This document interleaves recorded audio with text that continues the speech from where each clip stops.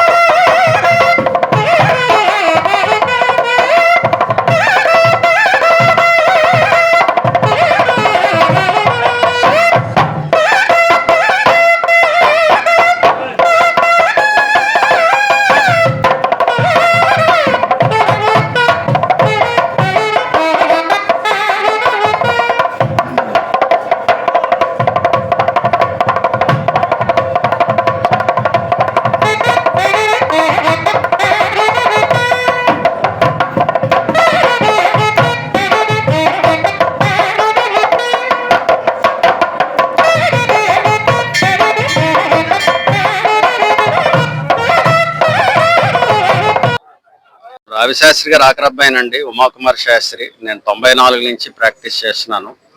రవిశాస్త్రి గారు చనిపోయిన తర్వాత న్యాయవాద వృత్తిలోకి వచ్చాను. అప్పటి నుంచి కూడా మా గురుగారు సిస్టర్ శ్రీనివాసమూర్తి గారి దగ్గర శిష్యరికం చేస్తున్నాను.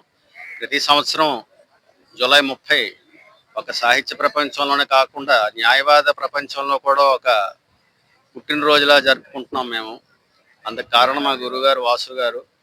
ఈ కార్యక్రమం ఏంటంటే, ఈ కాంస్య విగ్రహం పెట్టిన దగ్గర నుంచి కూడా ప్రతి సంవత్సరం శాస్త్రి గారు అంటే మా నాన్నగారిని స్మరించుకుంటూ ఒక 200 మంది పిల్లలకి పుస్తకాలు అవి పంచుతూ వాళ్ళకి శాస్త్రి గారినే కాకుండా ప్రతి రచయిత గురించి సాహిత్యం గురించి పరిచయం చేస్తూ ఒక సంస్మరణ సభగా చేసుకుంటూ ముందుకు జరుగుతోందండి.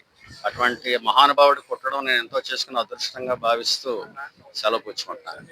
చెప్పింది ఏంటంటే, మంచికి హాని చెడ్డకి సహాయం చేయకూడదని చెప్పి ప్రతి రచయిత రాసినప్పుడు ఏదో ఒక పరిస్థితిలో ఆయన రాస్తున్న రచన మంచికి హాని చేస్తుందా చెడ్డకి సహాయం చేస్తుందా అనే విషయాన్ని తెలుసుకుని రాయాలి అనే బాధ్యత ప్రతి రచయితకి ఉందని ఆయన చెప్పారు. అది రచయితలకే కాకుండా మనిషిగా పుట్టిన ప్రతి వాడికి, సమాజంలో ఉండే ప్రతి అతనికి కూడా అది వర్తిస్తుంది. ఆయన ఆ విధంగా బతికి చూపించారు. అడుగుజాడల్లోనే మేము కూడా ఈ రోజుకి నడుస్తున్నామండి. మేమందరం చెప్పాలి. రాచకొండ విశ్వనాథ శాస్త్రి గారి దగ్గర శిష్యరికం చేశాను న్యాయవాదిగా, జూనియర్ న్యాయవాదిగా. వారి దగ్గర శిష్యరికం 85 నుంచి వారు చనిపోయే వరకు వారితోటే ఉండి, వారు చనిపోయి ఈ విగ్రహం ప్రతిష్ఠించిన తర్వాత ప్రతి సంవత్సరం వారిని స్మరించుకుంటూ వారి యొక్క కార్యక్రమం చేసే భాగ్యం నాకు కలిగినందుకు చాలా ఆనందపడుతున్నాను. ఎందుకంటే ఆయన అందరికీ తెలుసు పేదల పెన్నిది. ఆయన దగ్గర ఎవరి దగ్గర ఆయన డబ్బులు తీసుకోలేదు. చాత్రిబాబు అని పిలిచేవారు. పేదలందరికీ ఎంత 100 రూపాయలు అంటే 100 రూపాయలు, 50 రూపాయలు అంటే 50 రూపాయలు న్యాయం చేసేవారు. వారు ఎప్పుడు ఫీజు గురించి ఏ రోజు, అది మర్డర్ కేసు అవనివ్వండి, రేప్ కేసు అవనివ్వండి, ఏ కేసు అవని, అయ్యో వాళ్ళ దగ్గర డబ్బులు లేవయ్యా మనం అడగకూడదు అనేటువంటి, ఆయన పుట్టడమే చాలా పెద్ద వంశంలో, జమీందారీ వంశంలో పుట్టారు. ఎప్పుడు ఏ రోజు ఆయన డబ్బుల కోసం చూసుకోలేదు. అలాంటి మహోన్నత వ్యక్తికి మేము ఈ కార్యక్రమం చేసే భాగ్యం మాకు కలిగినందుకు మేము పూర్వజన్మ సుకృతంగా భావిస్తాం. శాస్త్రి గారితో వారి అబ్బాయికి పోల్చలేము. ఎందుకంటే రావిశాస్త్రి గారి మేరు పర్వతం, మేరు పర్వతం పక్కన మేము అందరం చిన్న చిన్న మొక్కలు. మాకు పర్వతంతో మేము ఎవరు పోల్చుకోలేము. నేను రావిశాస్త్రి గారు చనిపోయాక 1 సంవత్సరం తర్వాత నేను ఆఫీస్లోకి వచ్చాను. 95, 93లో చనిపోయారు. 94 నుంచి నేను వారి ఆఫీస్లో ఉన్నాను. మా గురువుగారు సిస్టర్ శ్రీనివాసమూర్తి గారి ద్వారా ఆయన ఎలా కేసులు చేస్తారు, ఎలా బడుగు వర్గానికి ఎలా సాయం చేసేవారు అన్నీ కూడా నాకు చెప్తూనే ఉన్నారు. ఆ ఆఫీస్లో ఇన్నాళ్ళ నుంచి ఆయన అడుగుజాడల్లో కేసులు చేయడము, ఆయన అడుగుజాడల్లో ఆయన మహోన్నత భావాలకు మేము ప్రతీకలుగా నిలిచి మేము ఈ కార్యక్రమం ప్రతి ఏడాది చేస్తున్నాము. నా పేరు సరస్వతి లత.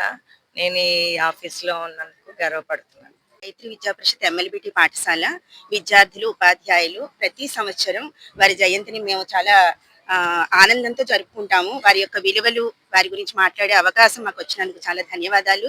మా పిల్లలందరూ కూడా చాలా ఆనందంగా వాళ్ళు ఆయన యొక్క విలువలు, ఆ పుస్తకాలు మాకు ప్రతి సంవత్సరం మాకు ఇస్తారు. లైబ్రరీలో మేము పాడుతూ ఉంటాము. పిల్లలకి అన్ని విషయాల మీద అవగాహన కల్పిస్తూ ఉంటామండి.